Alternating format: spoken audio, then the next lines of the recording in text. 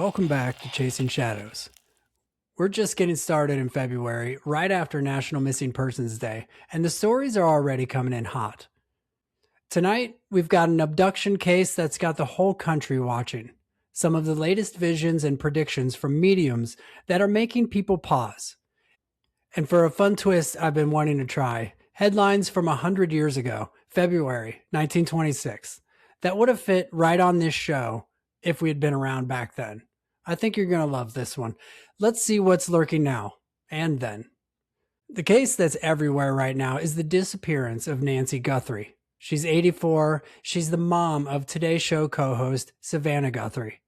She was last seen Saturday night, January 31st, in her home up in the Catalina foothills area near Tucson. Her son-in-law dropped her off after family dinner around 9:45 p.m. He made sure she got inside, locked up. Everything seemed normal. Then Sunday morning rolls around. She doesn't show up for church, which just isn't like her. Family heads over, finds things disturbed, calls 911 by 12. Pima County Sheriff's Department gets there fast and realizes this isn't a simple missing person situation. They see signs of a struggle, damage inside and out, blood drops trailing from the entryway toward the driveway and a pathway. Her pacemaker pinged to her iPhone around 2 a.m. Sunday, but the phone was left behind in the house. No suspect, no person of interest named as of yet. The search is huge. Over 100 deputies, helicopters, drones, canine units, divers sweeping the desert foothills. Now, the FBI is offering $50,000 reward for info leading to her recovery or any arrests.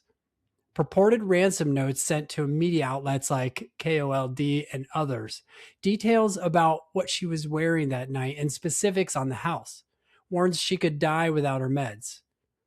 The first deadline, 5 p.m. yesterday, passed without contact.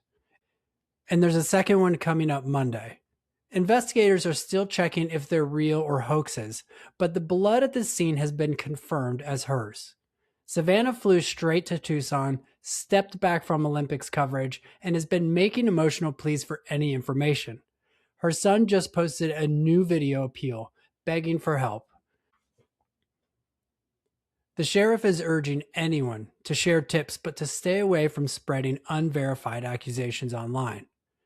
This one hits a classic shadowy note. An ordinary Saturday night in a quiet, safe neighborhood turning into something terrifying. With her health needs, time really matters.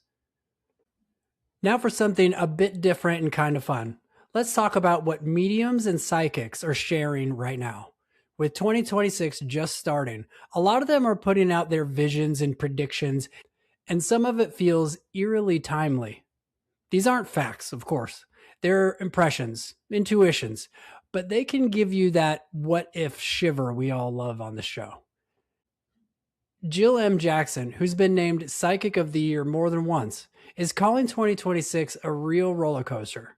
She warns of more earthquakes, especially along the West Coast and parts of Asia, plus big water events tied to them. And already we're seeing some early seismic activity that feels like validation. She also sees economic ups and downs, job changes or relocations for a lot of people, ongoing wars, and get this, possible proof of extraterrestrial contact starting to come out. Her advice, stay grounded, prepare, but don't panic. Things are moving fast. Then there's Jeanne Mayell. In her group of intuitives, they do monthly collective visions. They're pointing to the Saturn-Neptune conjunction coming up February 20th at 0 degrees Aries as a big reset moment. They see collective consciousness shifting, intuition ramping up, more people waking up spiritually, but also potential for seismic and weather spikes and big leadership changes around the world. And we have seen some already. They think we'll see more accountability, deeper disclosures, and a real expansion of awareness by the end of the year. Other channelers and remote viewers are talking about the Pacific Ring of Fire lighting up with mega quakes and tsunamis, underwater tensions or naval escalations. Economic resets like gold surging, or currency shifts. AI misinformation overload, which is already happening, and a wave of psychic abilities awakening in everyday people. Comanche medium Linda G is sharing more grounded emotional visions, joy and pain mixed, national healing, lineage work amid everything.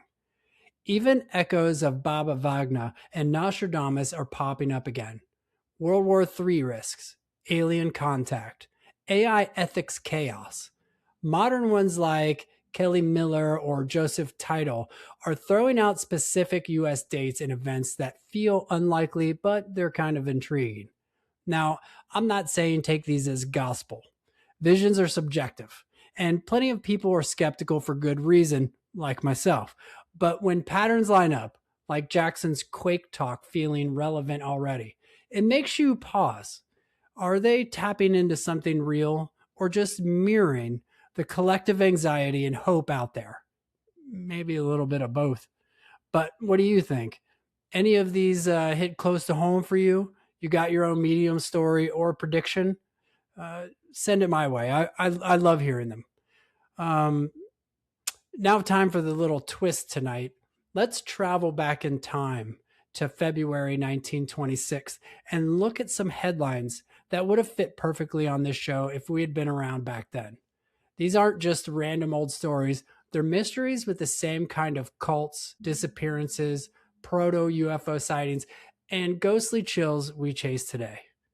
The big one was the Blackburn cult scandal exploding in Los Angeles. This was the Divine Order of the Royal Arms of the Great 11, run by May Otis Blackburn and her partner, Robert Macklin. They claimed divine powers, promised followers resurrection through the Great Sixth Seal, collected money and property from members, and isolated them in a compound. By February 1926, police had raided the place after reports of starvation deaths. 4 women allegedly starved to death in late 1925, their bodies hidden or buried in bizarre rituals. One young girl's mummified remains were buried on February 10th, supposedly waiting for a revival that never came. Ex-members came forward with stories of torture, sex rituals, occult relics. Charges were looming for fraud, manslaughter, and more. It was a classic high-control group, love bombing, financial exploitation, promises of miracles turning deadly. If this broke today, it would be all over TikTok as a modern cult nightmare. There were also disappearance echoes, like whispers around Amy Semple McPherson's Angelus Temple crowds and her miracle claims drawing scrutiny. Her full vanishing happened in May 1926. Car abandoned at the beach, claimed kidnapping, but she reappeared weeks later. In February, headlines were already buzzing with her growing fame and skepticism. Evangelist disappearances, or hoaxes, weren't far off. On the proto-UFO side, the fallout from the USS Shenandoah airship crash in September of 1925 was still dragging through inquiries in February 1926. The rigid Navy dirigible broke apart in a storm over Ohio, killing 14 crewmen. The official investigation highlighted violent weather, but the public fascination with airships included older mystery airship waves from the 1890s and early 1920s. Ghostly lights, vanishing craft, silent hovering objects that witnesses couldn't explain. It was the era's version of UAP sightings. People seeing unexplained things in the sky and wondering if they were from another world. And for ghostly vibes, local papers were ramping up stories like the Beaver Street Whaling House in Lancaster, Pennsylvania, haunted whales from Civil War era ghosts, unexplained sounds in old buildings. Vanishing pets and mystery disappearances were popping up too, mirroring the kind of small town vanishings that we cover today. These stories show how the shadows never really change. They just wear different clothing. Cults preying on faith, sudden vanishings, unexplained sky objects, spectral sounds. Same chills, and a century apart. That's what's lurking now. Abduction nightmare, psychic visions, and 1926 echoes. Don't forget to drop your thoughts in the comments, and if you haven't already, subscribe to the channel, give the episode a like, and we will see you next time.